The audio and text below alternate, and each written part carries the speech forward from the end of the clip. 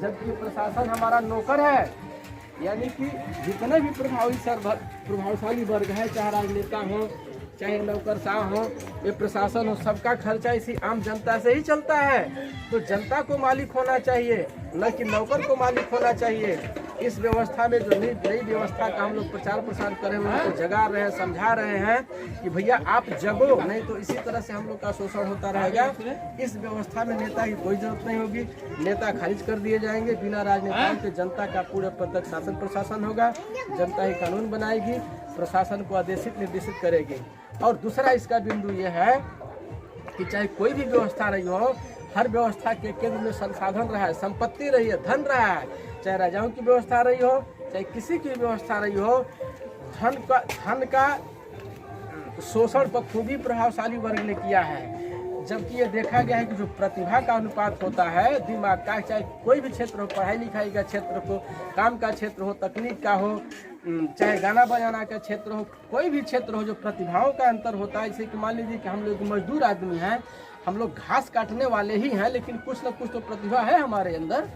तो एक आम आदमी और जो किसी भी क्षेत्र का जो वैज्ञानिक स्तर का आदमी होगा, उसके और इसके बीच में केवल 20 गुने का ही अंतर होता है प्रतिभा में। तो आय और संपत्ति भी 1 और 20 के ही अनुपात में होनी चाहिए। यानी कि देश के सबसे अमीर व्यक्ति के पास अगर 20 करोड़ की संपत्ति है, तो सबसे गरीब के पास भी 1 करोड़ की संपत्ति होनी चाहिए। और इसलिए होनी चाहिए कि जितनी भी ज़रूरतें होती हैं जीवन को चलाने के लिए, जीवन को सर्वाइव करने के लिए, सबकी ज़रूरतें एक ही होती हैं। चाहे वह डिस्ट्रिक्ट मजिस्ट्रेट हो, डीएम साहब हो, चाहे पीएम साहब हो, कोई साहब हो, राष्ट्रपति हो, गवर्नर हो, सबकी एक ही ज़रूरत होती है। ऐसा नहीं कि उनके बच्चे जो हैं 1.5-2 मन का नाश्ता करते हैं और हमारे बच्चे कम खाते हैं, उनको पढ़ाई लिखाई की जरूरत, हमारे बच्चों को शिक्षा की जरूरत नहीं है, उन्हें कपड़ा चाहिए, घर चाहिए। हमें जरूरत तो सबकी एक ही होती है, कि जो मूलभूत जरूरत होती है उसी को किसी से, अगर किसी भी व्यक्ति को अगर उससे वंचित किया जाता है, तो यह एक प्रकार से ये हनन है। मानवता और सभ्यता के साथ ये धोखा है, खिलवाड़ है।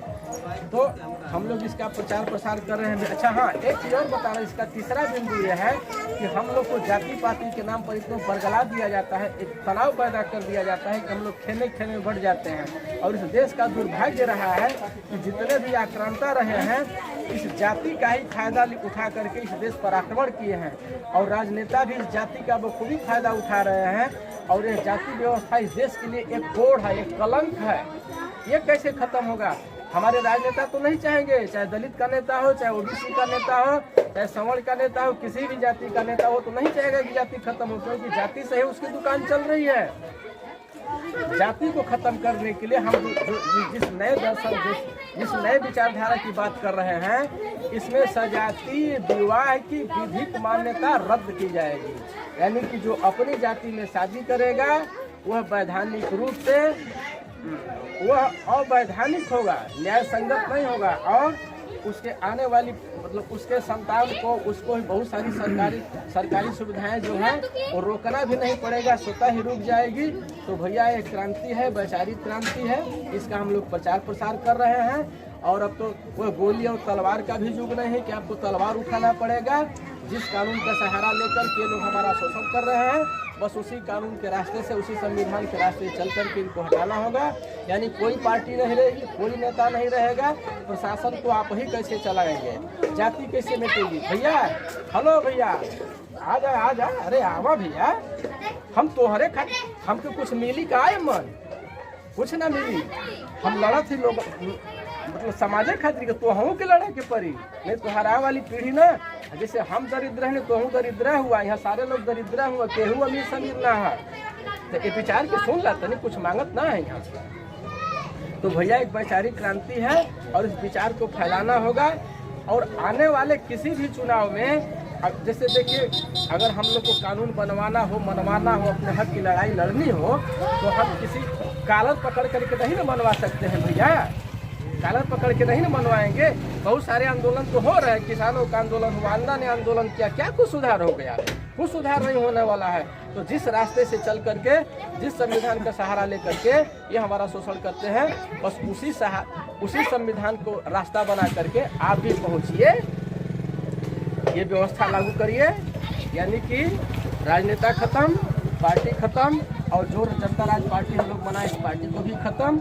जाति कैसे खत्म होगी, 20 से का अनुपात कैसे आएगा ये आर्थिक तंत्र में, और बिना राजनेताओं के जनता का शासन कैसे होगा, एक नई विचारधारा है। आप लोग को भी हमने सुना दिया।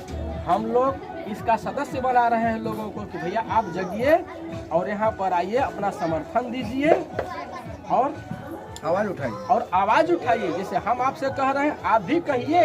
अगर पीड़ा है आपके अंदर, नहीं अगर आपको लग रहा है कि नहीं हम तो खूब समृद्ध हैं, सुखी हैं, हम प्रभावशाली हैं, तो कोई बात नहीं, लेकिन अगर आपको पीड़ा महसूस हो रही है तो आपको भी आवाज़ उठाना होगा। और हम लोगों का समर्थन ले रहे हैं और आप लोग से भी चाहेंगे कि आप लोग भी समर्थन दीजिए। और अगर किसी पार्टी वाला कोई आता है तो उससे भी कहिए कि भैया हम गरीबों का भला इससे होने वाला है, आप अपने एजेंडे में इसको शामिल करिए और इसको लागू करिए, इसकी घोषणा करिए। हम लोग को किसी पार्टी से कोई द्रोह नहीं है, कोई भी पार्टी इसको कर दे, कोई भी पार्टी से करे, हम लोग के लिए और सुविधा हो जाएगी।